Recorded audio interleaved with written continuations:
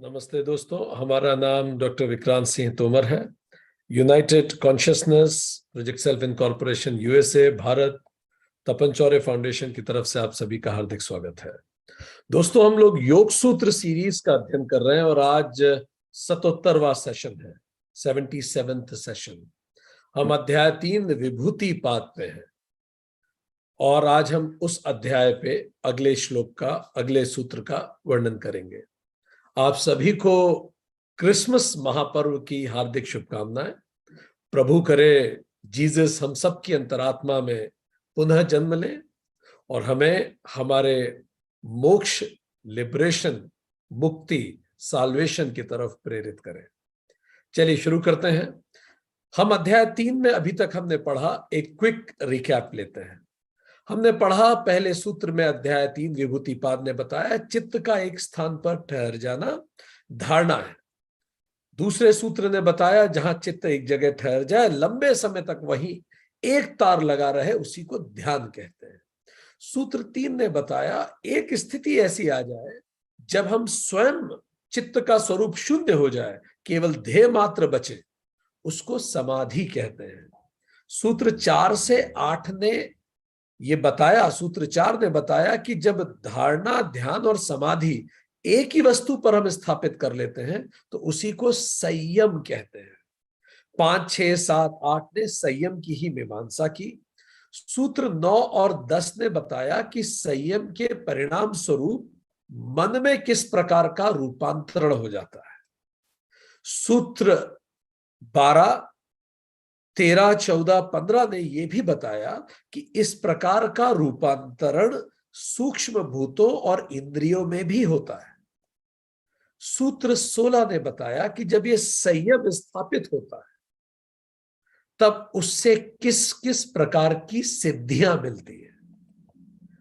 और सूत्र 16 ने बताया कि जब तीनों परिणामों पर संयम करते हैं तो भूत और भविष्य का ज्ञान हो जाता है। सूत्र 17 ने बताया शब्द और अर्थ और उसके ज्ञान पर संयम करते हैं तो संपूर्ण प्राणियों की वाणी का ज्ञान हो जाता है। सूत्र 18 ने बताया संस्कार पर, साक्षात संस्कारों पर संयम करने से पूर्व जन्मों का ज्ञान हो जाता है। सूत्र 19 ने बताया दूसरों की चित्त की वृत्ति पर संयम करने से उनके चित्त का ज्ञान हो जाता है। 20 ने कहा चित्त की विषय वस्तु का ज्ञान नहीं होता। 21 ने कहा शरीर के रूप पर संयम करने से ग्राह्य शक्ति को रोककर योगी अंतर्ध्यान हो सकता है। सूत्र 22 ने बताया उपक्रम रहित और सहित कर्मों पर संयम करने से आने वाली मृत्यु का ज्ञान हो जाता है।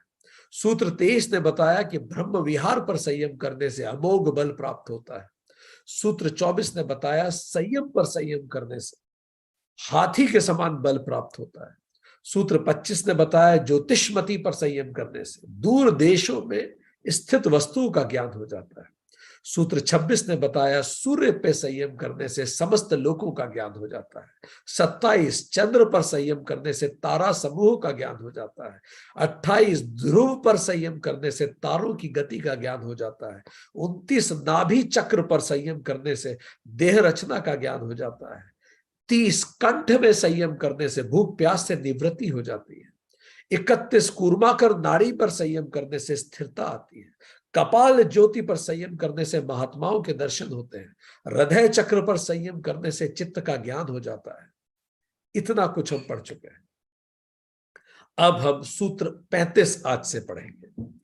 सूत्र 35 की शुरुआत हम करेंगे। हमने पिछले समय कुंडलिनी सीरीज को समाप्त किया था। सूत्र 35 आज पढ़ेंगे, सेशन 77। सत्व पुरुषोयोः अत्यंत असंकीर्णयोः प्रत्यय अविशेषः भोगः परार्थ अन्य स्वार्थ संयमात पुरुष ज्ञानम। बड़ा महत्वपूर्ण ये सूत्र है। ये अगली सिद्धि के बारे में बताता है। ये बताता है सत्व अर्थात चित्त, अर्थात प्रकृति, अर्थात महतत्व, अलग अलग रूप से इसको जाना जाता है। अब हम ये मान के चल रहे हैं कि ये जो बैच है ये सीनियर बैच है, सो कुछ जटिल शब्द आएंगे और उसको हम अपेक्षा करेंगे कि आप समझेंगे। तो सत्व को ही चित्त कहते हैं अलग भाषाओं में, उस चित्त को ही प्रकृति भी कहा जाता है, महतत्व भी वही प्रकृति है। तो सत्व या चित्त या प्रकृति या महतत्व वह पुरुष जो अत्यंत भिन्न है, मतलब प्रकृति और पुरुष भिन्न है। यहां सत्व से मतलब प्रकृति से है, चित्त से है। सत्व व पुरुष जो अत्यंत भिन्न है, इन दोनों की प्रतीति का अभेद भोग है। अगर इन दोनों को अलग अलग ना माना जाए और यह मान लिया जाए कि प्रकृति ही पुरुष है, तो इसी को तो भोग कहते हैं। हम प्रकृति से जुड़ जाते हैं, उसको पकड़ लेते हैं। इन दोनों की प्रतीति का अभेद भोग है। अगर हम इसके भेद को ना जान पाए, पुरुष प्रकृति को एक मान ले, तो ये भोग है। फिर वो आगे कहते हैं, प्रकृति से भिन्न जो स्वार्थ प्रतीति है। तो यहां दो तरह की प्रतीति की बात कर रहे हैं, परार्थ प्रतीति और स्वार्थ प्रतीति।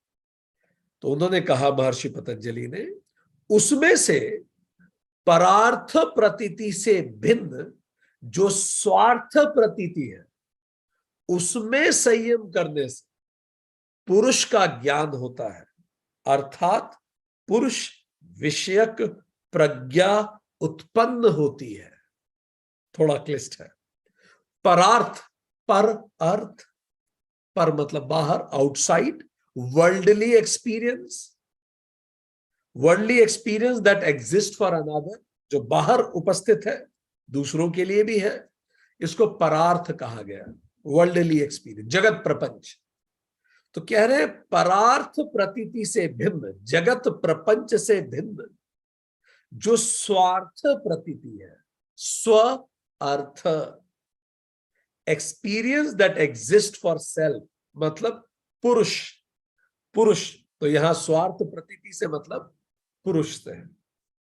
उसमें संयम करने से, अगर हम खुद पे संयम करेंगे, सेल्फी पे नहीं, सेल्फ पे संयम करेंगे, तो पुरुष विषयक प्रज्ञा उत्पन्न हो जाती है। सत्व पुरुषोयो, सत्व और पुरुष अत्यंत असंकीर्णयो, जो इनमें अलग अलग जो भिन्नता है, इसको जो देख पाता है वो योग की तरफ जाता है, और जो इनकी प्रतीति के अभेद में जाता है, उसको लगता है अभेद है, अंतर नहीं है, दोनों एक जैसी है, पुरुष और प्रकृति एक है, तो वो भोग की तरफ जाता है। और ये प्रतीति दो तरह की है। प्रतीति मीन्स सी, आप कैसे उसको देखते हैं, कैसा वो प्रतीत होता है आपको।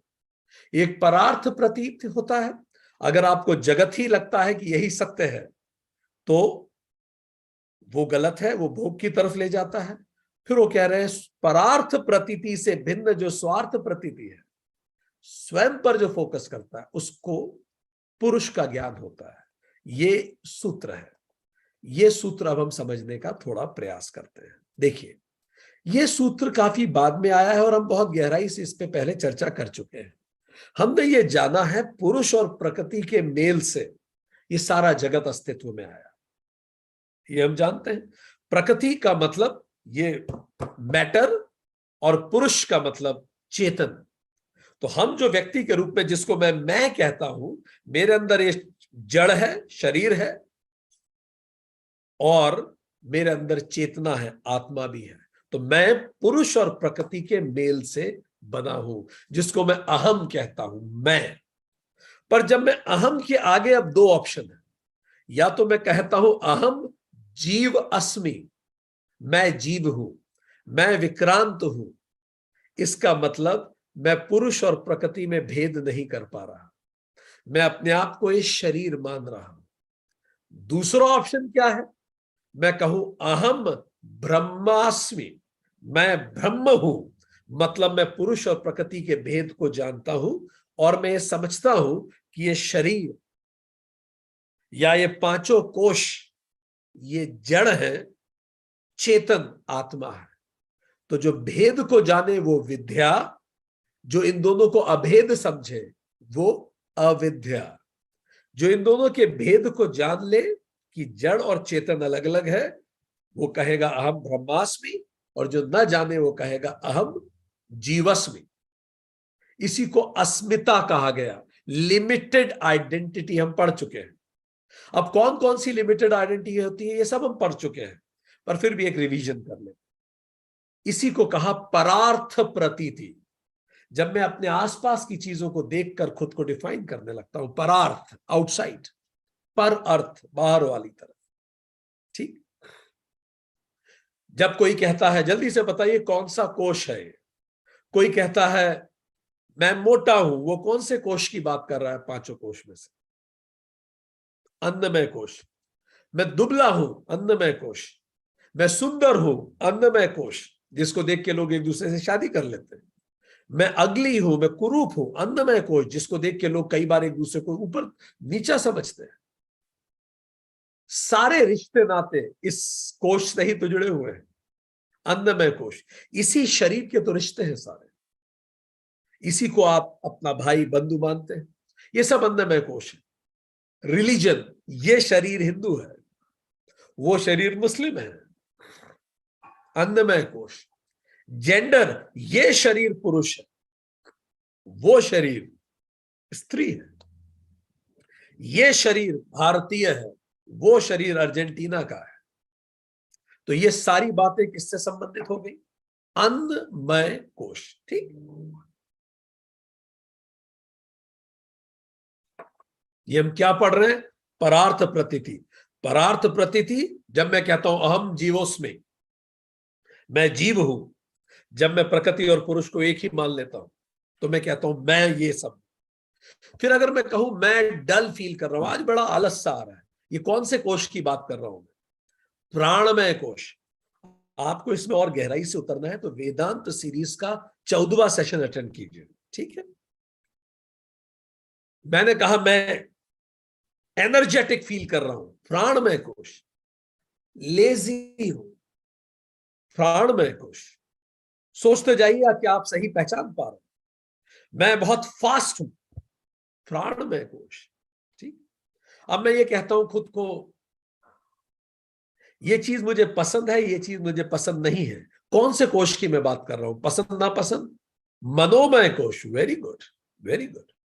ठीक, अब मनोमय कोश में ही आ जाता है, कुछ मेरी सुंदर यादें हैं, कुछ मेरी कुरूप यादें हैं, ये मेरा चित्त है, मेमोरी बैंक, मेरी आइडेंटिटीज, अहंकार है, ये सब मनोमय कोश का हिस्सा हो गया। फिर मैंने कहा मेरी जो सोच है, मेरे जो विचार हैं, ये कौन सा कोश है? विज्ञानमय कोश। Very good. और आखिरी में जिसको मैं कहता हूं मेरी अंदर प्रसुप्त वासनाएं, मुझे भी नहीं पता मेरे अंदर कितनी वासनाएं छुपी हुई है, वो सारी वासनाएं आनंदमय कोश। क्योंकि मैं ब्लिसफुली इग्नोर्ड हूं उस बारे में, मैं ब्लिस में हूं, मुझे पता ही नहीं है कि मुझ में कितना अज्ञान है। आनंदमय कोश, डीप लेटेंट डिजायर्स, मुझे उसके बारे में कुछ नहीं पता। तो अन्नमय कोश को स्थूल शरीर कहते हैं, प्राणमय, मनोमय और विज्ञानमय कोश, इन तीनों को सूक्ष्म शरीर कहते हैं, और वासना और आनंदमय कोश को ही कारण शरीर कहते हैं। सब हम पढ़ चुके हैं। ठीक, तो ये शरीर आप मान ले हार्डवेयर है, और वो पूरा सूक्ष्म शरीर और कारण शरीर सॉफ्टवेयर है। यही सब क्या है? जगत प्रपंच है। इसी को मैटर कहते हैं, इसी को कहते हैं टेम्पररी जीवन, इसी को भोग कहते हैं। यही परार्थ प्रकृति है। तो जब वो कह रहे हैं परार्थ प्रतीति, इससे मतलब इन सब का है, ये पांचों कोश, ये मैं नहीं हूं। तो ये सूत्र कह रहा है कि हमें यहां से फोकस शिफ्ट करना पड़ेगा, परार्थ से पर अर्थ, taking other meanings of life, जीवन के अदर मीनिंग्स को हटा के कहां शिफ्ट करना पड़ेगा फोकस? स्वार्थ, स्व अर्थ, टेकिंग रियल सेल्फ, जो वास्तविक सेल्फ है। तो उसके लिए क्या कह रहे हैं वो कह रहे हैं सत्व। महर्षि पतंजलि ने सूत्र की शुरुआत की सत्व से। सो जो ये बुद्धि है, इस चित्त बुद्धि कह ले, ये 3 तरह की बुद्धि है, भगवत गीता में हम पढ़ चुके हैं। राजसिक बुद्धि होती है, तामसिक बुद्धि होती है, और सात्विक बुद्धि होती है। राजसिक बुद्धि कैसी होती, ये बंदा शांत बैठ ही नहीं सकता। जानते हैं आप ऐसे लोगों को घर में जो शांत बैठ ही नहीं सकते, कुछ ना कुछ करते ही रहेंगे, इन्हें कुछ ना कुछ चाहिए एक्टिविटी। एक साथ दो तीन काम ना करें तो इनको शांति नहीं मिलेगी। खाना खाते खाते टीवी देखेंगे, वॉशरूम में मोबाइल देख लेंगे, गाड़ी चलाते चलाते फोन पे बात करेंगे, ये करते करते वो करेंगे। ये बुद्धि कौन सी है?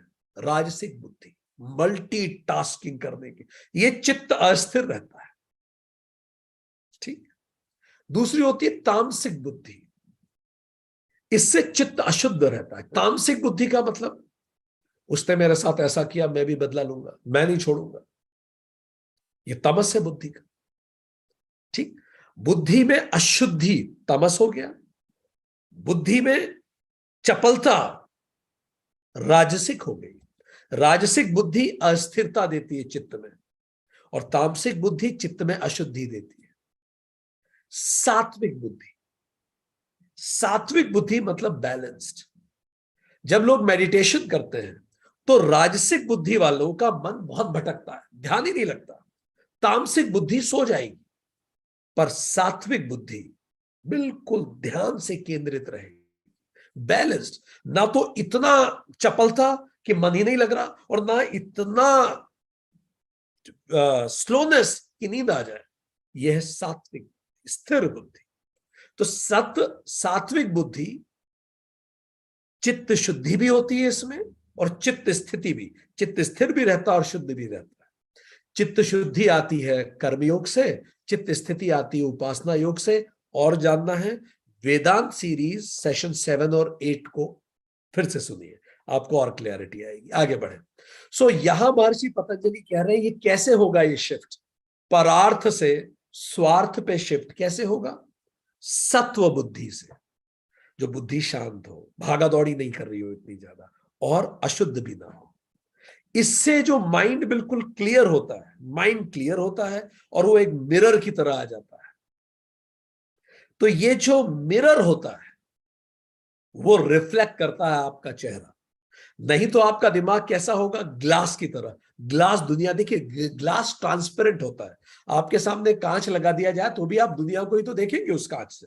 इस चश्मे से भी तो हम आपको ही तो देख रहे हैं। तो ये जो है ये परार्थ हो गया। अगर इस चश्मे में यहां ग्लास लगा दिया जाए तो इसमें मैं रिफ्लेक्ट होना चालू हो जाऊंगा। तो कहने का मतलब यह है कि उस परार्थ से स्वार्थ की तरफ रिफ्लेक्शन होना चाहिए।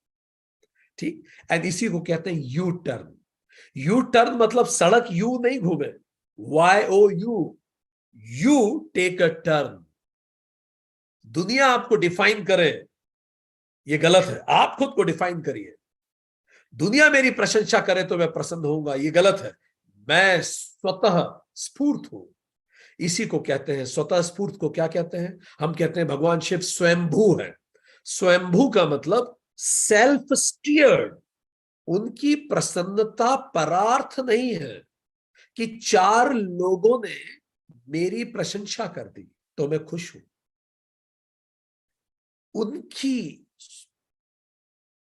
उनकी जो प्रसन्नता है वो इंटरनल स्टीयर्ड है। शिव की जो प्रसन्नता है, आनंद है, वो बाहरी संसाधनों पर निर्भर नहीं करती। किसी की तारीफ, बिजनेस में प्रॉफिट, रिश्तों में प्रॉफिट, किसी भी चीज पर निर्भर नहीं करती। स्वयंभू का मतलब मैं अपनी प्रसन्नता के लिए किसी पर निर्भर नहीं करता। हाथ खड़ा करें, हम में से कितने लोग स्वयंभू हैं? किसी भी स्थिति में मेरी मानसिक शांति और प्रसन्नता किसी पर भी निर्भर नहीं करती, कभी नहीं। फाइन। इसी को कई बार स्वार्थी भी बोला जाता है, पर लोक समाज में स्वार्थी शब्द का एक और मायना है। वो मायना एक नेगेटिव सेंस में लिया जाता है, पर यहां इस सूत्र में स्वार्थ का अर्थ है स्व अर्थ, स्व पर निर्भर करना। ठीक। सो आगे हम बढ़े। तो यू टर्न करने के लिए हम स्वयंभू हो। ठीक। सत्व बुद्धि हमारी आत्मा को रिफ्लेक्ट करना चालू करें, इस जगत को नहीं, मैटर को नहीं। इससे क्या होगा? सत्व बुद्धि से ज्ञान योग्यता प्राप्ति होगी। अब चित्त शांत हुआ, अब आप ज्ञान को रिसीव करने को तैयार है, मन शांत है। नहीं तो क्लास अटेंड करने बैठे साथ में सब्जी भी काट लेते हैं, ये रज है राज से। चलो लेट के क्लास अटेंड करते हैं, ये तम है। ठीक, बिल्कुल रीढ़ की हड्डी सीधी रखकर, कागज पेन लेकर, बिल्कुल सात्विक बुद्धि से, ये सत्व है। ठीक, ज्ञान योग्यता प्राप्ति तभी आती है जब बिल्कुल अलर्ट, एक शब्द न छूटे, एक बात न टूटे, उस तरह से मल्टीटास्किंग के साथ नहीं, ज्ञान योग्यता प्राप्ति आती है जब बुद्धि सत्व में होती है। तो इस ज्ञान योग्य प्राप्ति से क्या होता है, फिर शुरू होता है ज्ञान योग। ये यू टर्न हो रहा है, देखिए धीरे धीरे परार्थों पांचों कोश से हम धीरे धीरे धीरे धीरे सात्विक बुद्धि के माध्यम से अब हम ज्ञान योग्यता प्राप्ति करके अब हम सीखना शुरू करेंगे खुद के बारे में।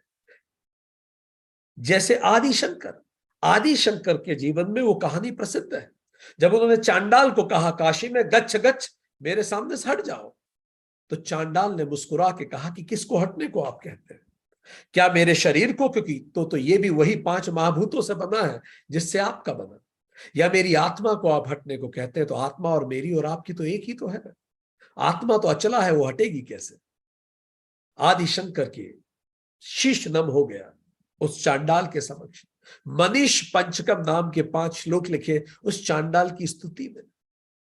चांडाल ने मुस्कुरा के आदि शंकर से पूछा, ये बताइए भला, एक सोने के पात्र में और एक मिट्टी के पात्र में जो खाली जगह होती है उसमें कोई अंतर होता है भला? भले आपका पात्र सोने का है, शरीर पात्र ही तो है, मेरा मिट्टी का है, तो क्या पात्र के अंदर कुछ अंतर हो जाएगा? आदि शंकर ने परार्थ से यू टर्न लिया स्व अर्थ की तरफ, और उन्हें यह ज्ञान फिर से अंदर उठा कि मैं आत्मा को देखूं। यही जब नरेंद्र गए रामकृष्ण परमहंस के पास और पूछा, क्या आपने भगवान को देखा है? तो नरेंद्र ने, तो रामकृष्ण परमहंस ने कहा कि मैंने बिल्कुल देखा है जैसे मैं तुम्हें देखता हूं, क्योंकि परमहंस तो स्वयं में प्रभु को देख पाते थे। यही बात तो हनुमान जी को जामवंत जी ने बताई कि कहां तुम बाहरी संसाधनों पर निर्भर करते,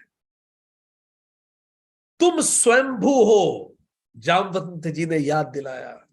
इसलिए जब रावण इतने ऊंचे सिंहासन पे बैठा था, संसाधनों के सिंहासन पे, तो हनुमान जी अपनी ही पूंछ को लपेटकर उससे ऊपर बैठ गए। स्वयंभू, मैं किसी पर निर्भर नहीं करता, अपनी मानसिक शांति और प्रसन्नता के लिए मैं किसी वस्तु, व्यक्ति, स्थिति, घटना पर निर्भर नहीं करता। यह है प्रतीति, यह प्रतीति। श्री राम को जब सीता जी ने जमीन के नीचे अपने आप को, जमीन को अर्पित कर दिया, पृथ्वी माता को स्वयं को समर्पित कर दिया, श्री राम इस कदर क्रोधित हो गए कि उन्होंने धनुष को प्रत्यंचा पे चढ़ाकर धरती पर चलाने का निर्णय लिया कि कैसे उनकी अर्धांगिनी को धरती ने अपने अंदर समा लिया। तभी आकाशवाणी हुई, और आकाशवाणी ने प्रभु राम को परार्थ की जगह स्वार्थ प्रतीति याद दिलाई कि आप प्रभु हैं, ये सब लीला है, हम सभी परमात्मा के अंशावतार हैं, ये सब लीला है, ये याद है। ये रिमेम्बरेंस जो हमेशा रहती है, जो इस रिमेम्बरेंस पे संयम करता है, महर्षि पतंजलि कह रहे हैं, वो पुरुष को जान पाता है। यही तो अष्टावक्र और जनक के साथ हुआ। अष्टावक्र ने जनक को सभा में याद दिलाया कि मेरा शरीर जरूर वक्र है, पर उस शरीर के अंदर की आत्मा मेरी स्ट्रेट है। फिर से तुम परार्थ को देख रहे हो, 5 कोशों को देख रहे हो। जरा याद करें, हम हमारे घर में लोगों का क्या देखते हैं? 5 कोश देखते हैं। ये अच्छा व्यक्ति है, ये बुरा व्यक्ति है, ये अच्छा विचार है, ये बुरा विचार है, ये अच्छा दिखता है, ये खराब दिखता है। क्या हमारा जीवन इन्हीं 5 कोशों में नहीं लगता रहता?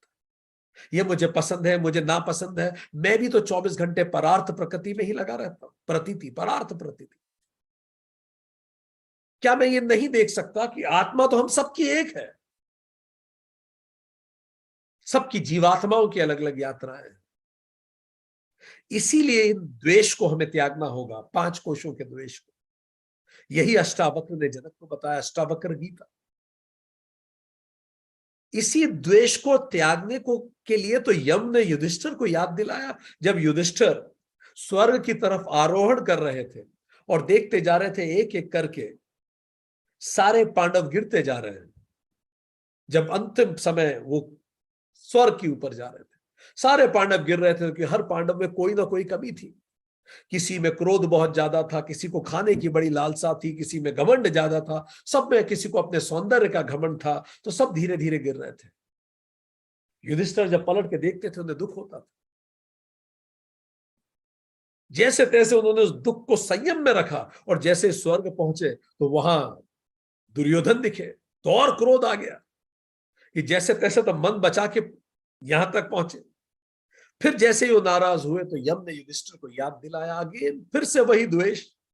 जिस देश को छोड़ के तुम धरती से ऊपर आए हो, अब भी वही द्वेष रहेगा तो तुम बैकुंठ कभी ना जा पाओगे। परार्थ प्रतीति इसी का मतलब है। ये सारे द्वेष यही त्यागे क्योंकि हम सबकी आत्मा एक है। रिमेम्बरेंस, इसको याद करें, याद रखें। इसी को याद रखने यहां तिलक लगाया जाता है ताकि हम ध्यान रहे हमारी आज्ञा चक्र। और हम इन दोनों आंखों से तो क्या दिखता है, परार्थ। इस तीसरी नेत्र से हम देखें हमारा वास्तविक स्वरूप। इसीलिए त्रिपुंड लगाया जाता है हाथ पर, छाती पर और सर पर। त्रिपुंड याद दिलाता है कि ये सब परार्थ प्रतीति जो है ये सब राख हो जाएगी। ये राख ही है जिसे हम सौंदर्य, वस्तु, व्यक्ति कुछ भी कहते हैं, ये सब राख हो जाएगा। राख से कैसा प्रेम?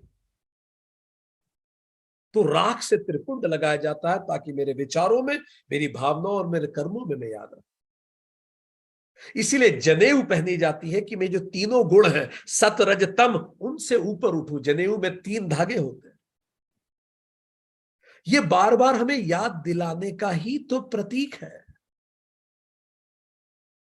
इसीलिए कोशिश करें कि जब भी किसी व्यक्ति से कभी ऐसा हो कि हम भूल जाएं, किसी के प्रति ऐसा विचार आ जाए, यार अच्छा नहीं दिखता है, देखो कितना मोटा है। अब आप किस पे फोकस कर रहे हो? उसके अंदरमय कोश। आप अंदरमय पे फोकस करते रहिए। आप अंदरमय पे तभी फोकस करते हैं जब आप खुद के अंदरमय पे बहुत फोकस करते हैं।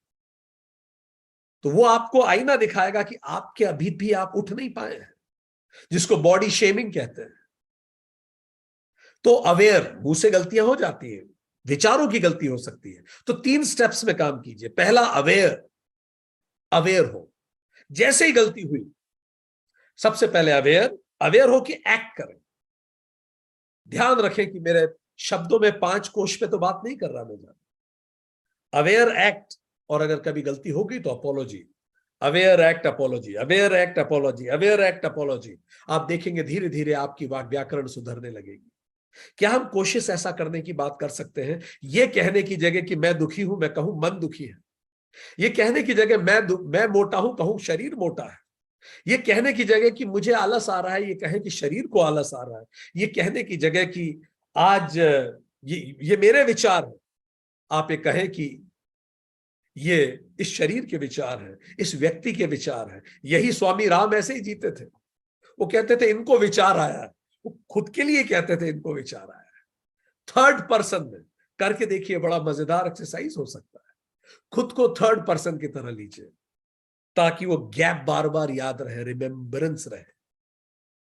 एक कटोरी में राख अपने ड्राइंग रूम में रखिए, लिविंग में रखिए, जहां जीवन के सबसे सुंदर पल बिताते हैं वहां भी रखिए, ताकि ये ध्यान रहे कि जाना यही है। अपने आप हल्का हल्का सा डिटैचमेंट बना रहे। ये याद रखें, जीवन में 2 चैनल होते हैं। एक चैनल टीवी का, वो जिससे हम एंटरटेन होते हैं, एजुकेट होते हैं, जिससे हम लाइवलीहुड कमाते हैं। और दूसरा चैनल जिससे हम एनलाइटन होते हैं, जो हमें खुद को याद दिलाता है। और ये दोनों चैनल अलग अलग हैं। हमें प्रसन्नता उस चैनल से नहीं मिल सकती जो चैनल वर्ल्डली चैनल है। हमें प्रसन्नता उसी से मिलेगी जो डिवाइन चैनल है। तो एक डिवाइन चैनल होता है हमारे पास, एक वर्ल्डली चैनल होता है। ये सब याद रखना। इस पर संयम करने की बात कह रहे हैं महर्षि पतंजलि। इस पे संयम करें। बुद्ध ने सेल्फ इमेज पे संयम, वो बुद्ध हो गए। इस संयम से रैशनलाइजेशन आता है। आप तार्किक रूप से समझते हैं। ये कोई फिलॉसफी की बात नहीं है, सभी को जाना है, ये तो फैक्ट है। इससे बड़ा फैक्ट क्या है? सो रैशनलाइजेशन आता है। इसी रैशनलाइजेशन को कहते हैं विवेक ख्याति। विवेक प्रगाढ़ होता है, हम पढ़ चुके हैं इस पे। इससे फिर आता है रियलाइजेशन, डायरेक्ट एक्सपीरियंस लेते हैं जैसे बुद्ध ने किया। विवेक ख्याति हुई, रैशनलाइजेशन हुआ, फिर रियलाइजेशन हुआ, और उसी से होता है लिबरेशन। लिबरेशन का मतलब हम लिमिटेड आइडेंटिटी से यूनिवर्सल आइडेंटिटी में मिल गए, अहम ब्रह्मास्मि हो गया। यही कहने का प्रयास महर्षि पतंजलि इस सूत्र में कर रहे हैं। अब प्रश्न यह उठता है कि जब हमें पता है कि जगत अनित्य है, तो भी हम परार्थ प्रतीति पर संयम क्यों करते हैं? हम सबको पता है, यह तो फैक्ट है।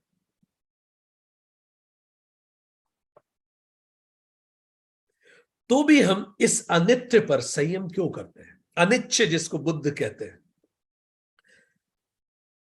क्योंकि कोई भी प्लेजर रिवॉर्ड रहता तो नहीं हमेशा। लॉ ऑफ डिमिनिशिंग रिटर्न्स होता है, याद कीजिए। कितने लोग हमारी इस बात से सहमत हैं? पहली रोटी जितना आनंद देती है उतनी दूसरा रोटी उतना आनंद नहीं देती।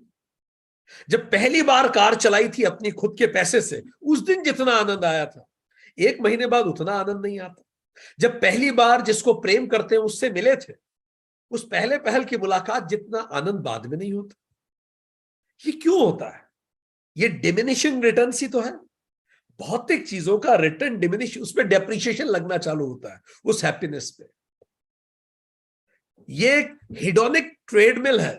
हम उसमें दौड़ो, ट्रेडमिल नहीं होती घर में, हम उस पर दौड़ते तो बहुत है पर पहुंचते कहीं नहीं है। इसी को दुनिया क्या, भगवान बुद्ध कहते हैं दुनिया में दुख है। तो ऐसा क्यों होता है? ये सब पता होने के बाद भी हम परार्थ प्रतीति में इतना ध्यान क्यों लगाते हैं?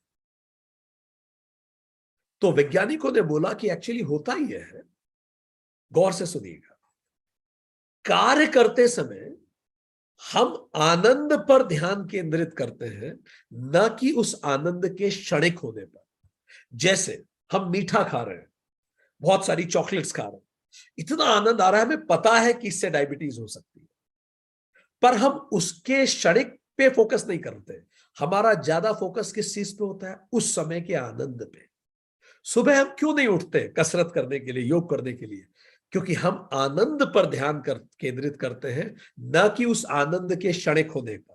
क्षणिक का मतलब पता है अभी सुबह 5 बजे आनंद आ रहा है, पर 7 बजे इसी चीज पे गिल्ट होने वाला है।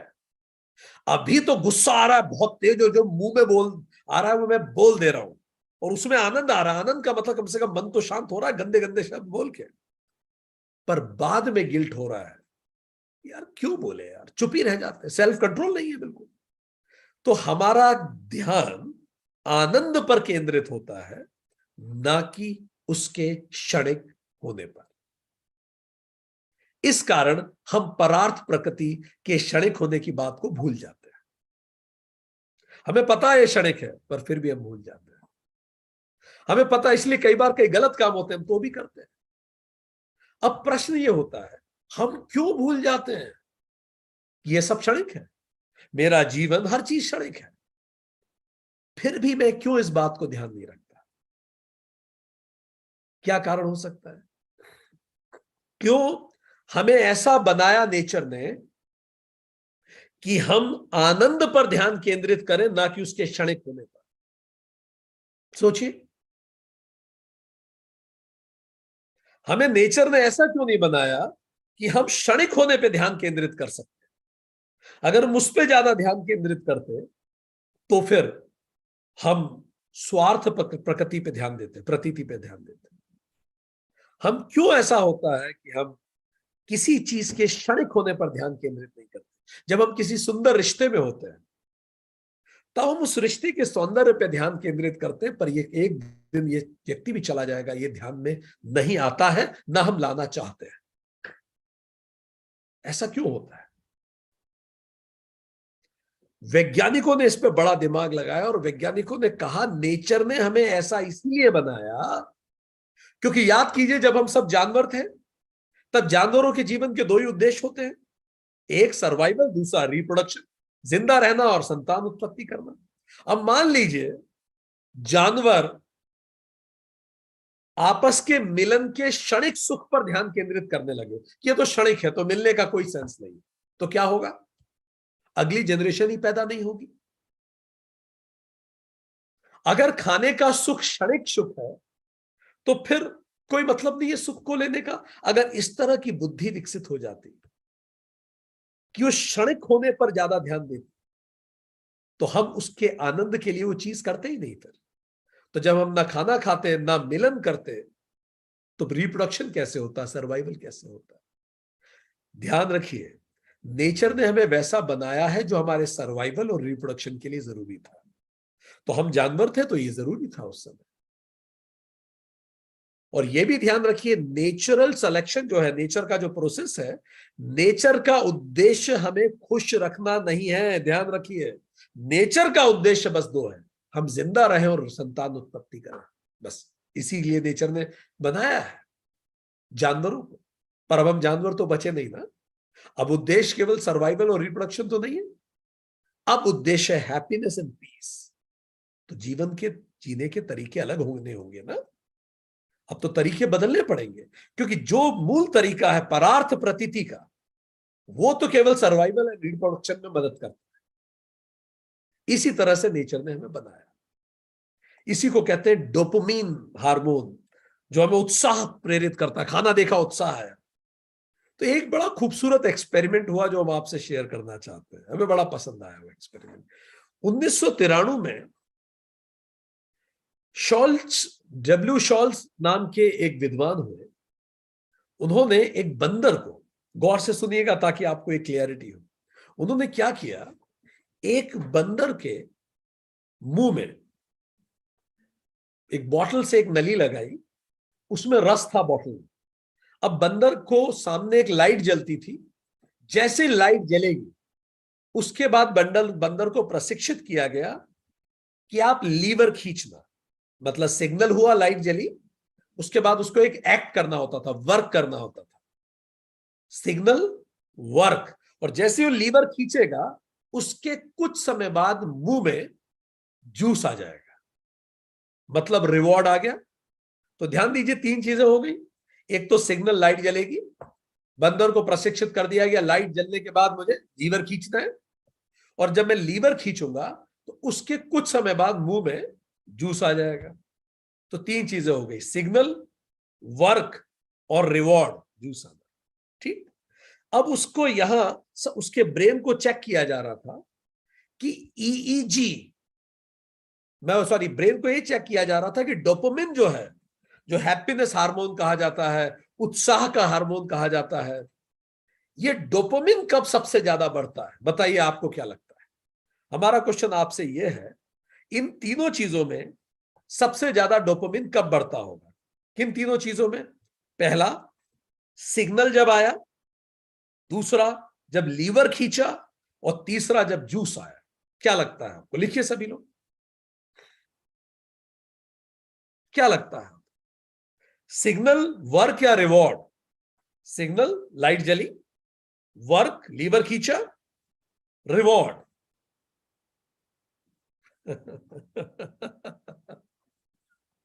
ठीक, जूस और रिवॉर्ड है। तो डोपामिन सबसे ज्यादा कब बढ़ता? ठीक है, अब आपने अपने उत्तर दे दिए। डोपामिन हार्मोन का मतलब वही है जो परार्थ है, जो जगत से मुझे मिल रहा है कुछ रस, हम सभी को मिलते हैं, सबके रस अलग अलग है। किसी के लिए रस क्या है? प्रमोशन। किसी के लिए रस क्या है? अच्छा सेहत। किसी के लिए रस है पसंद की व्यक्ति से शादी करना। किसी के लिए रस स्वास्थ्य, स्वस्थ रहना। किसी के लिए पैसा। सबके अलग अलग रस। तो अब प्रश्न ये उठता है कि सिग्नल पे डोपामिन बढ़ता है, कार्य करने पर बढ़ता है, या रस आने पर बढ़ता है? अपना उत्तर ध्यान रखिएगा। अब सुनिए रिसर्च में पता क्या लगा। हाइपोथेसिस तो यही था कि रिवॉर्ड आने पर रस बढ़ेगा या डोपामिन बढ़ेगा, पर क्या हुआ हम आपको बताते हैं। सिग्नल आते ही डोपामिन बढ़ गया, वो बढ़ा रहा, सिग्नल आया और वर्क हुआ, तब तक डोपामिन हाई थी। और फिर उसके बाद डोपामिन, जब रिवॉर्ड आया तब तक डोपामिन लो हो गया, रिवॉर्ड आने पे डोपामिन गिर गया। इसका क्या मतलब है? आप में से कितने लोगों को हमारी स्क्रीन दिख रही है? ये उन्हीं वैज्ञानिक की स्क्रीन से लिया गया है so this is how it works. Dopamine, ये स्टैनफोर्ड यूनिवर्सिटी के एक प्रोफेसर ने इस ग्राफ को बनाया, अभी हम उनका नाम भी आपको बताएंगे। सो सिग्नल आने पर डोपामिन बढ़ा, देखिए आपको दिख रहा है, वर्क होने तक बढ़ा, और उसके बाद जब रिवॉर्ड आया थोड़ी देर बाद, तब तक डोपामिन समाप्त हो गया। अब अगला प्रश्न ये उठता है, इसका मतलब यह है कि हाइपोथेसिस गलत थी, डोपामिन रिवॉर्ड के कारण नहीं बढ़ता। दोस्तों ध्यान दीजिए, डोपामिन किस कारण बढ़ता है बताइए? एंटीसिपेशन ऑफ रिवॉर्ड, कि कुछ मिलेगा, तब उत्साह बढ़ता है। जब मिलती है वो चीज, तब उतना उत्साह नहीं रहता, भले वो सिलेक्शन हो, भले वो प्रमोशन हो, भले वो एक्सटेंशन हो, भले वो अचीवमेंट हो। उत्साह सबसे ज्यादा कब होता है? जब उसको पाने की एंटीसिपेशन होती है। दिवाली जब आने वाली होती है, तब उत्साह बहुत होता है। दिवाली तो आके चली जाती है। How many of you can connect with it? उत्साह उससे पहले होता है बहुत ज्यादा, डोपामिन तब बढ़ता है। तो the fact is dopamine will be high at the anticipation of reward rather than on the reward itself. ठीक, इसका मतलब खुशी की जो परसूट है, it is about the pursuit of happiness rather than happiness itself. इसी कारण ये होता है कि जिस नौकरी की हम बहुत मेहनत करते हैं, हमें लगता है ये मिल जाएगी तो हम बहुत खुश हो जाएंगे, तब तक लगता रहता है, मिल जाने के बाद फिर नॉर्मलाइज हो जाती है चीजें, ये हो जाएगा तो बहुत। यही तो परार्थ प्रकृति है। हम फाइनली खाली हाथ रह जाते हैं, फिर खाली हाथ, फिर खाली हाथ। It is about the anticipation of selection rather than the selection itself जो डोपामिन बढ़ाता है। तो ये सिस्टम ऑफ रिवॉर्ड, जो प्रोफेसर थे स्टैनफोर्ड के जिसका हमने स्क्रीन दिखाया, उनका नाम है रॉबर्ट स्पेलोस्की। सो प्रोफेसर रॉबर्ट ने बताया कि ये एंटिसिपेशन ऑफ रिवॉर्ड है जो ज्यादा प्रेरित करता है। चलिए हम आपसे एक और प्रश्न पूछते हैं, इंटरेस्टिंग क्वेश्चन। अब वो जो लीवर खींच रहा था और जूस आ रहा था, ठीक, हर बार जब लीवर खींचते थे जूस आता था 100%। अब ये बताइए, अगर हम ऐसा कर दें 50% टाइम जूस आए और 50% टाइम जूस ना आए, अब क्या होगा बताइए? मतलब जब मैंने लीवर खींचा, जब मैंने वो एक्ट किया, तो कभी तो जूस आएगा, कभी तो नहीं आएगा। ऐसे केस में डोपामिन बढ़ेगा कि कम होगा बताइए? चैट बॉक्स में लिखिए, क्या लगता है आपको? पहले 100% हर बार लीवर खींचने पर जूस मिल रहा है, पर अब 50% हो गया, कभी मिलेगा कभी नहीं मिलेगा लीवर खींचने के बाद। अब बताइए इससे डोपामिन बढ़ेगा कि कम होगा, क्या लगता है आपको?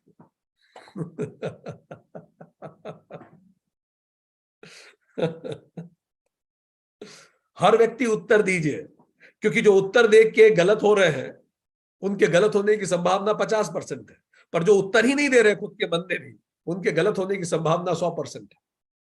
प्रयोग हमेशा होने चाहिए। सो रिजल्ट ये पाया गया कि जब सफलता की संभावना कम हो गई, पक्का नहीं है कि होगा कि नहीं, तो दोस्तों डोपामिन दुगना हो गया, थोड़ा बहुत नहीं, दुगना बढ़ गया। यू सी, आपकी कंप्यूटर स्क्रीन पे है, देखिए इधर।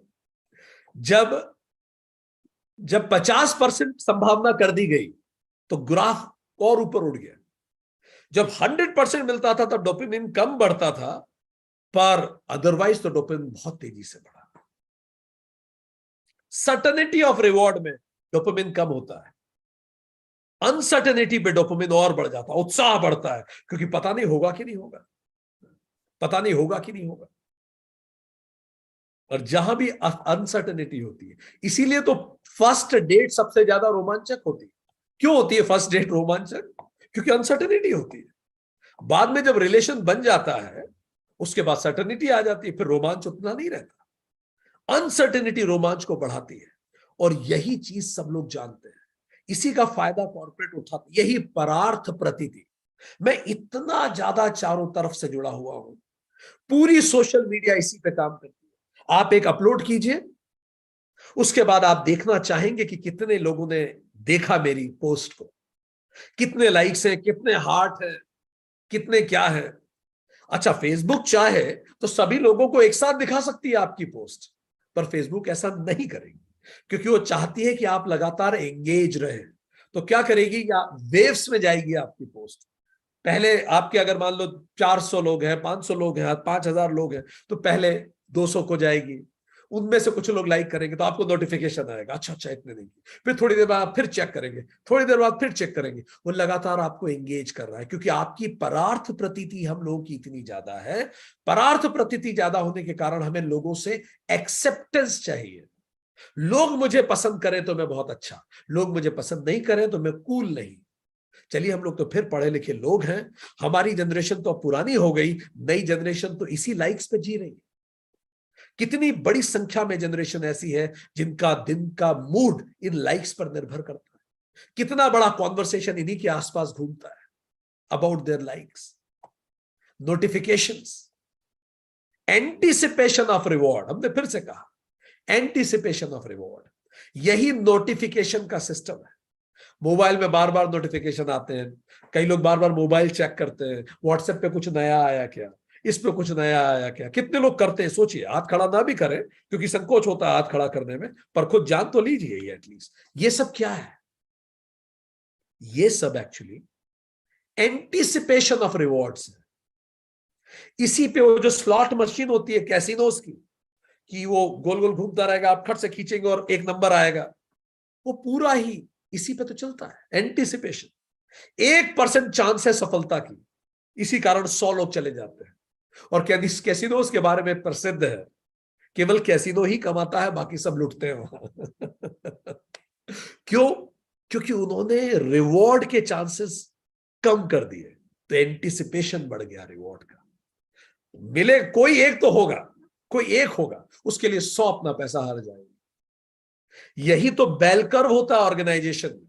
बेल कर्व जो परफॉर्मेंस अप्रेजल सिस्टम का होता है, किसी एक का प्रमोशन होगा और 4 लोग मेहनत करते रहेंगे। ठीक, so this is how it works. इसी एंटिसिपेशन ऑफ रिवॉर्ड पे पूरा जगत चलता है। रिवॉर्ड मिलेगा, हमें रिवॉर्ड मिलेगा।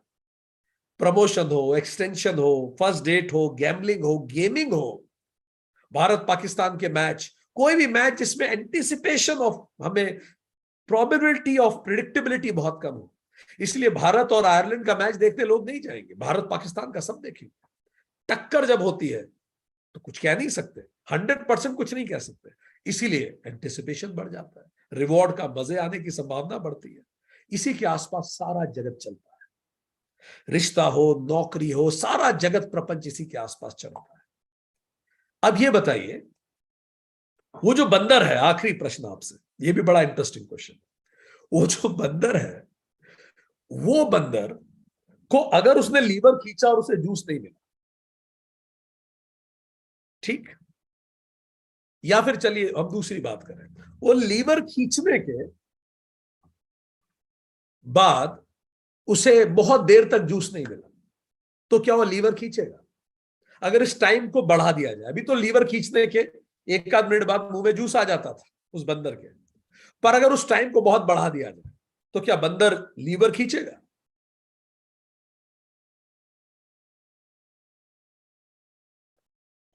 बताइए। अगर बहुत ज्यादा इस समय को बढ़ा दिया जाए, चलिए हम आपको दूसरी बात, अगर 10 दिन कर दिया जाए इस समय, लीवर आज खींचा, 10 दिन बाद जूस आएगा, बंदर खींचेगा लीवर? कितने लोग? चलिए 1 साल बाद जूस आएगा लीवर खींचने के, बंदर खींचेगा लीवर?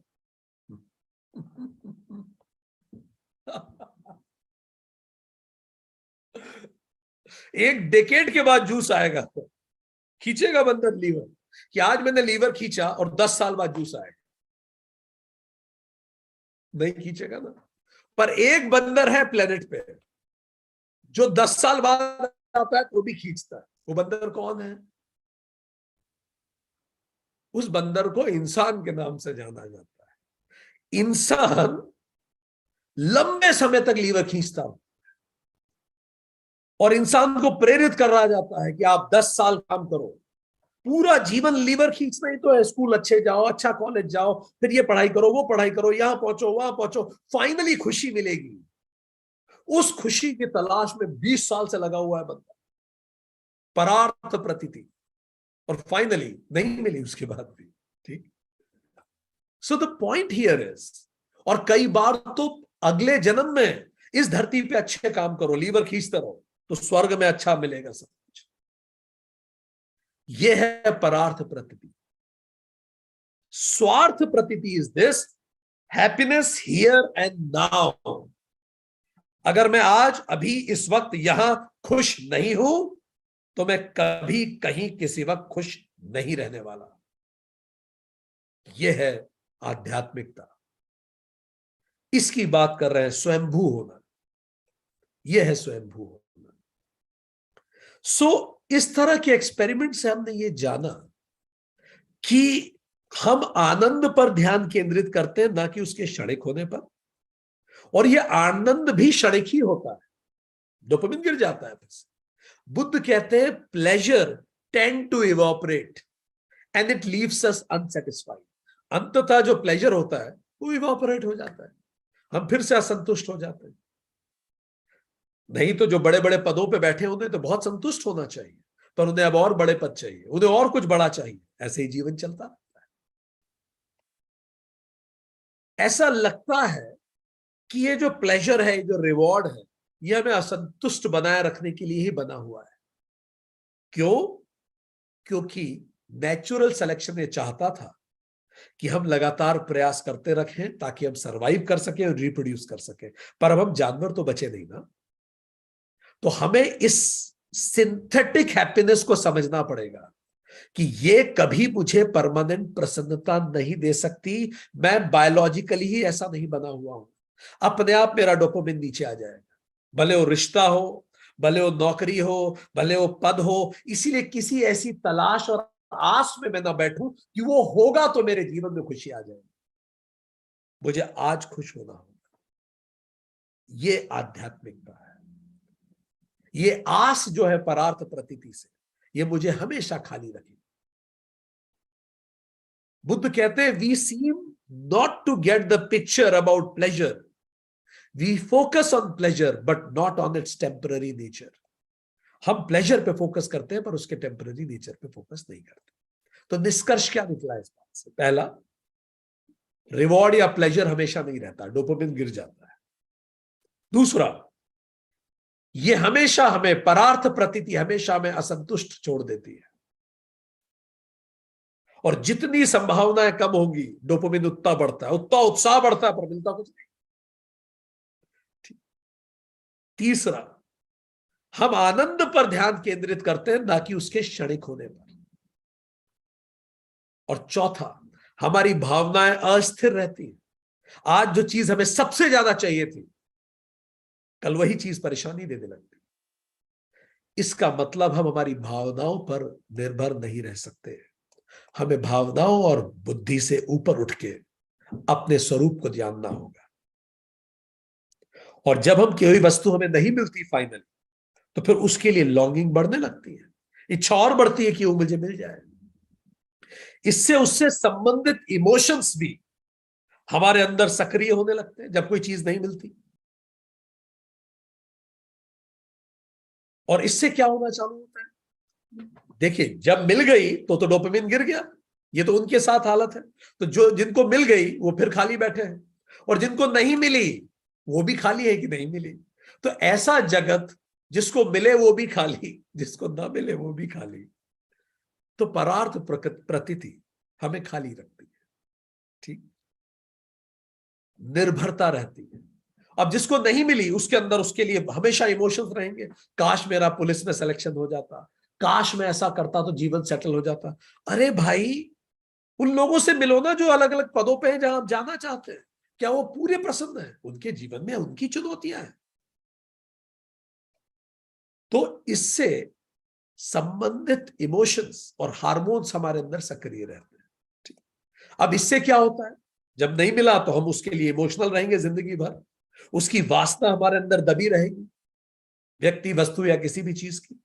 इससे एक चीज ब्रेन में एक फंक्शन एक्टिवेट होता है जिसको बोलते हैं डिफॉल्ट मोड नेटवर्क।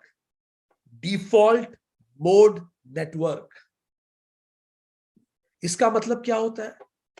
ये वो है, जैसे ही दिमाग शांत होता है तो डिफॉल्ट मोड नेटवर्क को लगता है देखो अब दिमाग खाली है, मैं ये विचार डाल दूं। तो डिफॉल्ट मोड नेटवर्क आपके खाली दिमाग में विचार डालने का काम करता है, ये उसकी ड्यूटी है। इसीलिए इसी के कारण लोग मेडिटेट नहीं कर पाते। आंख बंद किया, अचानक एक विचार डाल देगा, क्योंकि उसको लगता है कि खाली नहीं रहना चाहिए। यह आपके दिमाग को एक्टिव रखता है ताकि आप सजग रहें, पर एक्टिव रखने के लिए विचार डालता है अलग अलग। इसीलिए इसी के कारण ये मेडिटेशन का दुश्मन है सबसे बड़ा। डिफॉल्ट मोड नेटवर्क हमारे दिमाग में अलग अलग विचार डालता है, यही हमें रजस की तरफ ले जाता है। कोई भी विचार डाल देगा, कोई वरी डाल देगा, कोई रिग्रेट डाल देगा, कोई प्लानिंग डाल देगा, कोई फैंटेसी डाल देगा आपके दिमाग में। आंख बंद करके शांति से बैठे, फैंटेसी आ गई। ये आपके दिमाग को कहीं और ले जाता है, वहां नहीं रहने देता। माइंडफुलनेस मतलब दिमाग वहां रहे, मेडिटेशन मतलब दिमाग वहीं रहे प्रेजेंट में। पर डिफॉल्ट मोड नेटवर्क क्या करता है? कोई चिंता डाल दी, अब आप पास्ट में सोचने लगे। कोई फैंटेसी डाल दी, कोई प्लानिंग डाल दी, अब आप भविष्य में सोचने लगे। तो एक पेंडुलम की तरह दिमाग को चलाया रखा। तो अगली बार जब मेडिटेशन में इधर उधर विचार आने लगे तो क्या कहिए? प्लीज डिफॉल्ट मोड नेटवर्क, थोड़ी देर जी लूं। तो डिफॉल्ट मोड नेटवर्क करता है। ठीक, अब ये बताइए डिफॉल्ट मोड नेटवर्क को कैसे पता लगता है कि कौन सा विचार डालना? क्या लगता है? थिंक, इतने सारे विचारों को कौन सा विचार इस समय डाल देना चाहिए? डिफॉल्ट मोड नेटवर्क वो विचार दिमाग में डालता है एग्जैक्टली जो हमारे लिए इंपॉर्टेंट है, इंपॉर्टेंट विचार डालता है। अब वो डिफॉल्ट मोड नेटवर्क को कैसे पता कि ये विचार बहुत इंपॉर्टेंट है? बताइए, उसे कैसे पता कि ये विचार आपके लिए बड़ा इंपॉर्टेंट है? कारण यह है, उस विचार पे आप कॉन्शियसली बहुत भावनाएं एक्सपेंड करते हैं, बहुत सोचते हैं आप उसके बारे में। तो ब्रेन को पता पड़ जाता है, अच्छा स्मार्ट ब्रेन है हमारा, उसे पता पड़ जाता है अच्छा ये चीजें बार बार सोचना चाहता है। अब मान लीजिए आप कोई बुरी बात भी सोच रहे हैं, वो ऐसा है, वो बुरा है, वो बुरा है। अब जैसे आप शांत बैठे, वो विचार आ जाएगा, हाँ वो बुरा है, उसका क्या करना है, मुझे लॉस हो गया, मुझे लॉस हो गया, मुझे लॉस हो गया। अब जैसे आप शांत बैठे, वो विचार आ जाएगा, लॉस हो गया, क्या करना है।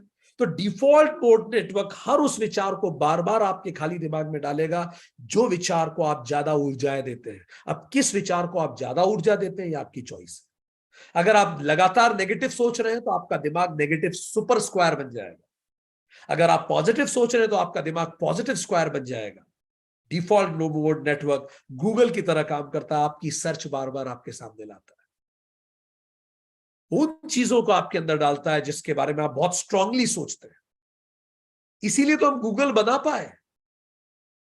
गूगल जैसा हमारा ब्रेन नहीं है, हमारे ब्रेन जैसा गूगल है, क्योंकि इंसान अपनी ही तो छवि बनाता है चारों तरफ। तो भले पॉजिटिव हो या नेगेटिव हो, बार बार डिफॉल्ट मोड नेटवर्क वही डालेगा। इसीलिए क्या करना है, सबक क्या सीखे? पहला, be aware about what you think, क्योंकि जो आप बार बार सोचते हैं डिफॉल्ट मोड नेटवर्क को लगता है ये बहुत इंपॉर्टेंट है। भले आप गॉसिप कर रहे हैं, किसी की बुराई कर रहे हैं, ये कर रहे हैं, वो कर रहे हैं, या उस किसी से बोल नहीं रहे, सोच रहे हैं, तो भी याद रखिए ब्रेन फॉलोज योर इमोशंस।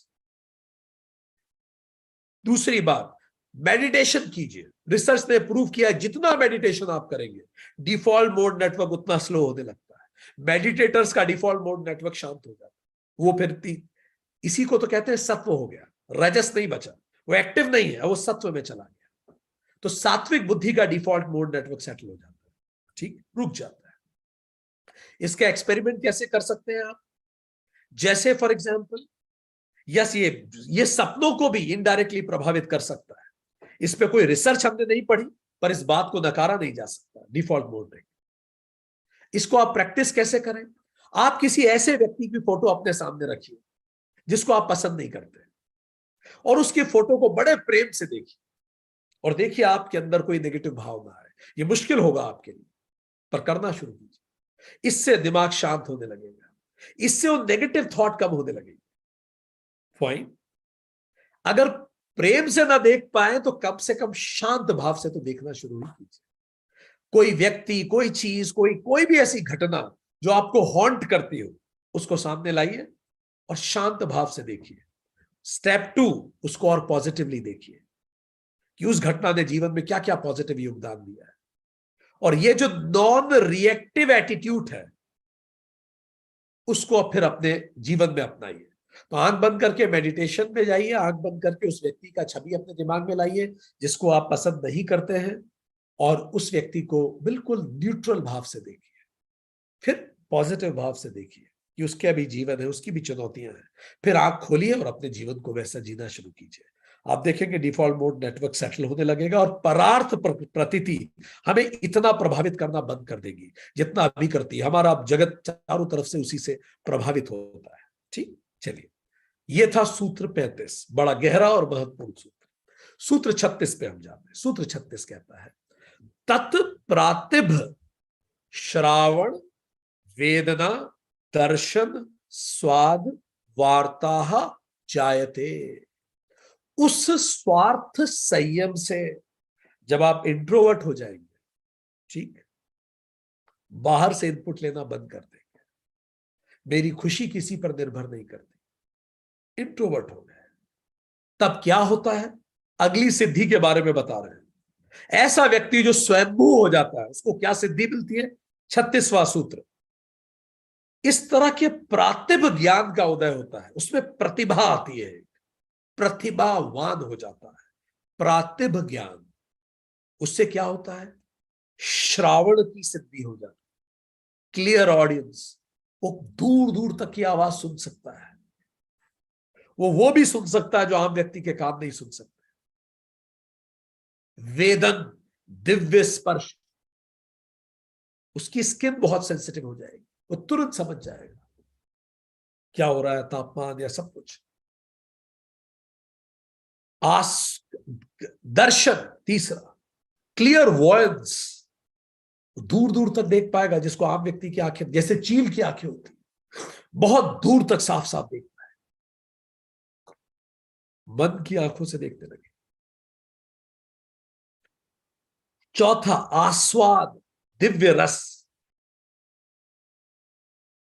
वो टेस्ट से बता देगा खाना किसने।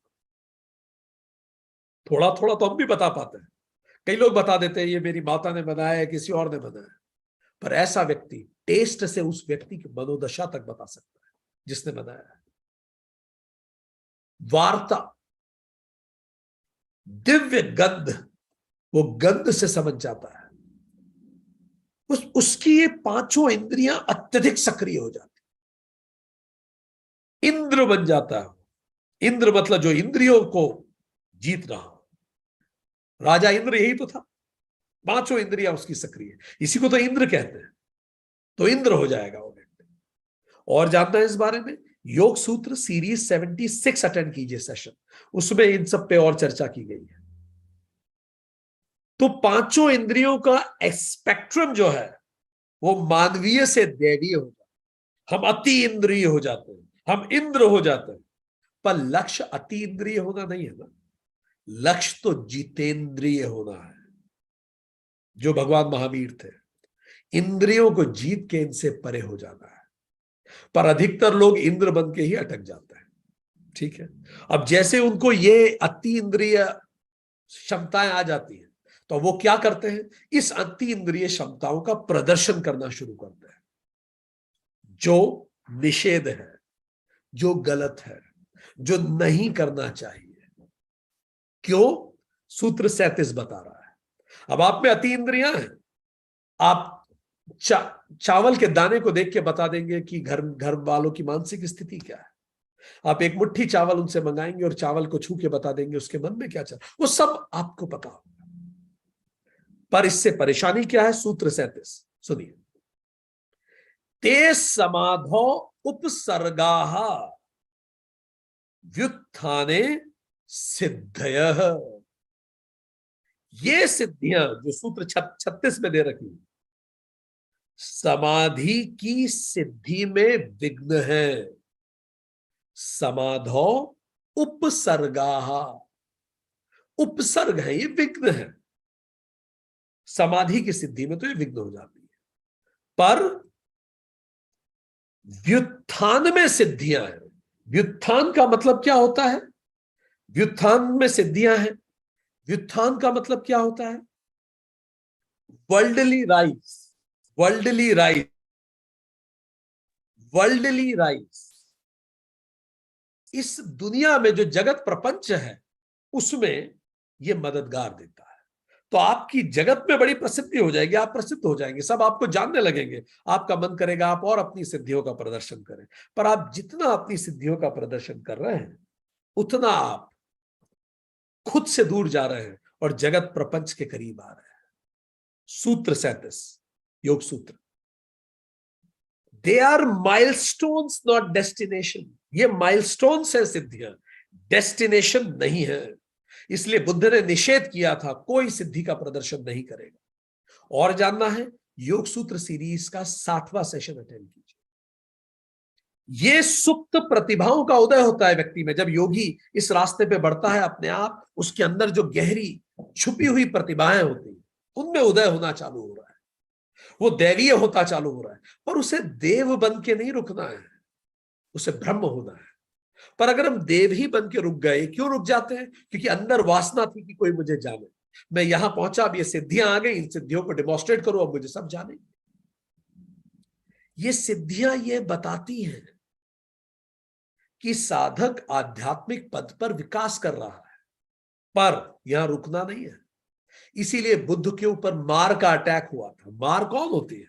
मार यही जगत प्रपंच, जगत प्रतीति, परार्थ प्रतीति का अटैक हुआ था। ऐसी बुद्ध में भी कथा आती है, मोक्ष के पहले आया कि तुम्हें सब कुछ मिल जाएगा, तीनों लोगों का शासन, ये वो सब। पर बुद्ध ने इन सब को छोड़ दिया। उनको पता था ये टेम्पररी है, तो डोपामिन अभी गिर जाएगा, आज भरे कल खाली। नचिकेता यम संवाद कठोपनिषद में भी यही है।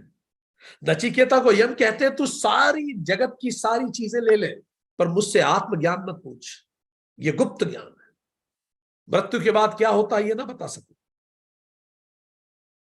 तो ये सब जगमार का अटैक है, जगत का अटैक है, पर एक योगी इससे परे निकल जाता है। तो आध्यात्मिक अभ्यास से सिद्धि मिलती, सिद्धि से दो रास्ते निकलते हैं, एक प्रसिद्धि की तरफ, दूसरा सिद्ध होने की तरफ। प्रसिद्ध हो गए तो व्युत्थान है, जगत में आपका नाम होगा, पर यही करने के लिए आए थे तो इतनी मेहनत क्यों करी? दूसरा सिद्ध हो जाए वो मोक्ष है। यही गहरी वासनाएं बड़ी इंपॉर्टेंट होती, क्योंकि जब व्यक्ति मजबूत होता है तब पता पड़ता है एक्चुअली उसका मूल चरित्र क्या था, वो एक्चुअली क्या उसका चरित्र। क्योंकि कमजोर व्यक्ति तो कमजोर ही होता है, जब व्यक्ति मजबूत होता है। जैसे ये लड़का, कितना अच्छा, आप नाम गैस कीजिएगा और नाम लिखिए अगर आपको नाम याद आ जाए। ये लड़का एक ऐसे देश में पैदा हुआ जो बड़ा छोटा सा देश था, पर वो देश दुनिया के सबसे अमीर देशों में उसकी गिनती होती थी, क्योंकि ऑयल का बड़ा पैसा था इस देश में। इतना पैसा इस देश में था, पर आम व्यक्ति इस देश का दुखी था। दुनिया के सबसे अमीर देशों में था ये देश, पर आम व्यक्ति दुखी था। ऑयल का इतना पैसा होने के बाद वहां का राजा था इड्रिस फर्स्ट, वो इतना करप्ट था, बस अपने जीवन को अच्छा बिताता था। अब ये जो लड़का था 10 साल का, ये छोटा सा बच्चे ने कसम खाई थी कि मैं अपने देश के लिए लड़ूंगा, मैं एक ऐसा समाज स्थापित करूंगा जिसमें सब बराबर हो, मैं रिफॉर्म लेके आऊंगा, क्वालिटी ऑफ लाइफ अच्छी करूंगा। और इस सब बड़े बड़े उद्देश्यों के साथ इसने क्रांतिकारी आंदोलन में भाग लेना शुरू कर दिया। नाम जैसे इस व्यक्ति का नाम याद आ जाए बताइए। बहुत ईमानदारी और रिवॉल्यूशनरी इसमें लीडरशिप थी, और अंततः इसने उस देश के राष्ट्राध्यक्ष को उखाड़ फेंका और एक क्रांति करके 27 साल की छोटी सी उम्र में उस देश का चीफ बन गया। लक्ष्य पूरा हुआ। अब यहां से रास्ता जाता था कि वो सारे रिफॉर्म करे, प्रॉस्पेरिटी लाए, उसने सब कुछ करना शुरू किया, प्रॉस्पेरिटी लाया और क्वालिटी ऑफ लाइफ इंप्रूव किया। पर अचानक इस पे जगत का अटैक हुआ। अब इसका मन बिल्कुल सही, गद्दाफी, हम लीबिया के राष्ट्राध्यक्ष गद्दाफी की बात कर रहे हैं। अब इस पे अटैक हुआ जगत का। अब इसके मन में आया लीबिया का ही क्यों, मैं अरब का सबसे पॉपुलर नेता बनना चाहिए, जैसा इसका जैसा इसका रोल मॉडल था अब्दुल नासिर, जो इजिप्ट का लीडर था। अब जो अब्दुल नासिर अब नहीं बचे थे, अब ये चाहता था मैं पूरे अरब का लीडर बनूं। अब इसको अटेंशन चाहिए था, इसने सबको सप्रेस करना चालू किया। इसने एक ग्रीन बुक बनाई और बोला कि अब सारी किताबें छोड़ दो, ये मेरी जो हरी किताबें पढ़ी।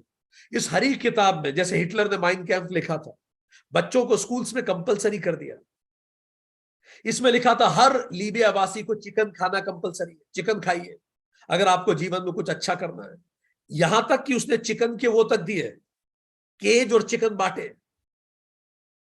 अगर इसके विरुद्ध कोई व्यक्ति आवाज उठाता था उसको मार दिया जाता था। इसको डेमोक्रेसी स्थापित करनी थी, इसने डिक्टेटरशिप स्थापित कर दी। और जहां जहां टेररिज्म हो रहा था उसको फंड इसने करना चालू किया, कारण ये वेस्टर्न कंट्रीज का भी अटेंशन लेना चाहता था, ये पूरे अरब का लेजेंड बनना चाहता था। तो जहां भी अरब की कोई भी, जैसे फिलिस्तीन और इजराइल संघर्ष हुआ तो इसने फिलिस्तीन को मदद कर दी ताकि अरब की नजर में अच्छा बने। आपको याद है म्यूनिक ओलंपिक 1972 के, वो जो फिलिस्तीनी गोरिल्लाओं ने इजरायली ओलंपियंस को बंदी बना लिया था ओलंपिक विलेज में जर्मनी में, 1972 की घटना है ये जो फिलिस्तीनी गोरिल्ले थे इसने उन्हें फंड किया था। और जब ये सारे टेररिस्ट जो शहीद हो गए उनकी भाषा में शहीद हुए, लीबियन भाषा में, जब वो लीबिया पहुंचे, लीबिया के लड़ाके थे ये, तो उनका ऐसा स्वागत हुआ जैसे कोई शहीद हुआ हो। तो धीरे धीरे टेररिज्म को स्पॉन्सर करने वो व्यक्ति जो एक अच्छे उद्देश्य को लेके चालू हुआ था, अमेरिका के राष्ट्रपति ने इसे कहा mad dog of the middle east. अंततः अति तब हो गई जब एक विमान जिसमें अमेरिकन सवार थे 270, उसको ब्लास्ट कर दिया गया और उसमें भी समझ में आया कि गद्दाफी का उसमें भी नाम था। अंततः क्या हुआ, वो गद्दाफी जो इतना पॉपुलर था अपने देश में, देश के ही लोगों ने उसे जूते चप्पलों से मार मार के उसकी हत्या कर दी। ये क्यों होता है? जब हम अपने लक्ष्यों से भटकते हैं। लक्ष्यों से हम कब भटकते हैं? यही सद्दाम हुसैन की कहानी, यही सद्दाम की कहानी है। लक्ष्यों से हम कब भटकते हैं? जब मार होता है हम पर, जब हम पे अटैक होता है मार का। दूसरी तरफ नेल्सन मंडेला थे, 27 साल जेल में रहने के बाद भी, 25 साल के बाद जब सरकार ने कहा अगर आप प्रॉमिस करें कि आप आंदोलन नहीं करेंगे तो हम छोड़ देंगे, मंडेला ने कहा नहीं, मैं कोई प्रॉमिस नहीं करूंगा, मैं अपने लोगों के लिए लड़ूंगा। फाइनली 27 साल के बाद उन्हें जेल से रिहा किया गया। अब ये भी राष्ट्रपति बने जैसे गद्दाफी राष्ट्रपति बना, पर मंडेला ने कह दिया 5 साल में रहूंगा, अच्छे काम करने के बाद मैं खुद ही स्टेप डाउन हो जाऊंगा। मंडेला को मार या फिर जगत प्रपंच अटैक नहीं कर पाया जिस तरह गद्दाफी को कर गया। तो जैसे ही आप में सिद्धि आती है, लोग आपकी सुन रहे हैं, आप शक्तिशाली हैं, आप पावरफुल हैं, तब आपका वास्तविक चरित्र सामने आता है। क्या कुर्बानियां नेल्सन मंडेला ने नहीं दी, पर फिर वो सही का रास्ता उन्होंने नहीं छोड़ा। उनका बेटा एक्सपायर हो गया, उनकी माता एक्सपायर हो गई। वो अंतिम पल में अपने बेटे को, अपनी माता को देखने तक नहीं जा पाए, पर फिर भी उन्होंने सही का रास्ता नहीं छोड़ा। इतनी दुर्भाग्यपूर्ण जीवन की व्यक्तिगत परिस्थितियां। उनका बेटा कार क्रैश में मर गया, उनको फ्यूनरल के लिए नहीं जाने दिया, जेल से नहीं छोड़ा गया। हर बार शर्त वही, आंदोलन नहीं करने का प्रॉमिस करते हो तो छोड़ते हैं। उनकी मां की मृत्यु हो गई, नहीं जा पाए। जेल से निकले 1 साल बाद उनकी 2 साल बाद पत्नी से डाइवोर्स हो गया। उसके कुछ समय बाद उनका बेटा दूसरा बेटा एड्स से एक्सपायर हो गया, बट स्टिल उन्होंने सही का साथ नहीं छोड़ा। यह होता है वो व्यक्ति जो इन सबसे ऊपर निकलता है, जो उस प्रसिद्धि को सिद्ध होने के रास्ते में अवरोध नहीं होने देता। जैसे दूसरा उदाहरण है Martin Luther king. Martin Luther king को नोबेल प्राइज भले मिल गया, पर उन्होंने सही का रास्ता नहीं छोड़ा। वो अपने देश के विरुद्ध खड़े हो गए जब देश ने वियतनाम वॉर, अमेरिका ने वियतनाम वॉर शुरू की। उन्होंने कहा कि I will protest against my government because we are wrong and New Testament says repent. So ये लोग थे जिन्होंने हर हाल में सही का साथ दिया। तो दोस्तों, हमने ये जाना आज की क्लास में, हमने ये समझा कि सूत्र 35 ने हमें बताया कि किस प्रकार स्वार्थ प्रतीति महत्वपूर्ण है। स्वार्थ प्रतीति, परर्थ प्रतीति पे ध्यान देने से हम गलत दिशा में जाते हैं। पुरुष का ज्ञान तब होता है जब हम खुद पर ध्यान देते हैं, पंच कोशों के ऊपर के शरीर को ध्यान देते हैं। वो सत्व बुद्धि से संभव है, इससे लाइफ में यू टर्न आता है, उसी से विवेक ख्याति आती है, रैशनलाइजेशन रियलाइजेशन से लिबरेशन होता है और हमें यूनिवर्सल आइडेंटिटी मिलती है। और इसी को करने के लिए हमने ये भी जाना कि ये सब जानने के बाद हम क्यों नहीं समझ पाते, क्योंकि हम आनंद पर ध्यान केंद्रित करते हैं, आनंद के क्षणिक होने पर नहीं। ऐसा हम क्यों करते हैं? क्योंकि नेचुरल सिलेक्शन ने हमें ऐसा बनाया, और इसके कारण जो चीज हमें मिलती है उसमें भी डोपामिन गिर जाता है बाद में, और जो चीज नहीं मिलती उसके लिए हमारा मन हमेशा जागृत, उसकी मन हमेशा उसमें लगा रहता है। इससे डिफॉल्ट मोड नेटवर्क हमारे मन में हमेशा वो चीज डालता रहता है। इसीलिए हमें ध्यान रखना चाहिए कि हम किन चीजों को अपने दिमाग में जगह दे रहे हैं, वो चीजें हमें लंबे समय तक प्रभावित करती है। सूत्र 36 ने कहा जब स्व पे केंद्रित होता है तब हम पुरुष को जानना शुरू करते हैं, इससे अति इंद्रिय हो जाते हैं। और जब हम अतीन्द्रिय हो जाते हैं तो सूत्र 37 ने कहा कि ये जो सिद्धियां हैं ये सिद्ध होने के रास्ते में सबसे बड़ा अवरोध है और सामाजिक उत्थान में मदद कर सकती है। पर हमें ध्यान देना है, हमारे जीवन का उद्देश्य स्व आत्मानुभूति है, क्योंकि ये सब कुछ क्षणिक है। Thank you very much. नमस्ते।